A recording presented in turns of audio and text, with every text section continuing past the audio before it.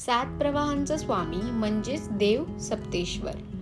नमस्कार मंडळी, स्वागत आहे तुमचं आपल्या संगमेश्वर सिरीजच्या भाग 4 मध्ये।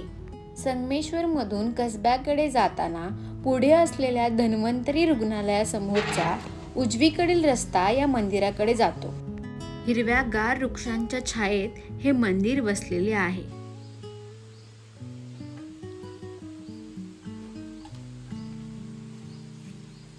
मंदिराजवळ छोटा ओढा असून त्यावरील बंधारा ओलांडल्यावर मंदिराच्या आवारात प्रवेश होतो। या मंदिराला जांभ्या दगडाचा तट आहे। हे मंदिर पश्चिमाभिमुख आहे आणि मंदिरात सभामंडपाच्या मध्यभागी अखंड दगडातील नंदीची मूर्ती आहे। गर्भगृहात अखंड पाषाणातील सप्तेश्वराची पिंडी आहे। या पिंडीत शिवलिंग नाही, पण जागेवर खोलगट भागात छोटे छोटे दगडी उंचवटे असून त्यात कायम पाणी असते।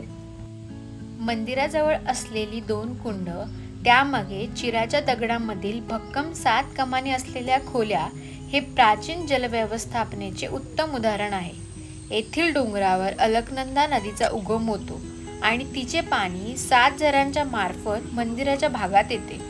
हे पाणी नंतर बहुमुखी शिवलिंगावरील गोमुखातून मोठ्या कुंडामध्ये येते। या कुंडातील मासे या पाण्याला स्वच्छ ठेवतात। तर अशा प्राचीन जलव्यवस्थापनेचं उत्तम उदाहरण आणि निसर्गाच्या सानिध्यात असलेलं हे मंदिर तुम्हाला कसं वाटलं हे मला नक्की सांगा आणि कोकणच्या बायोला सबस्क्राईब करायला विसरू नका।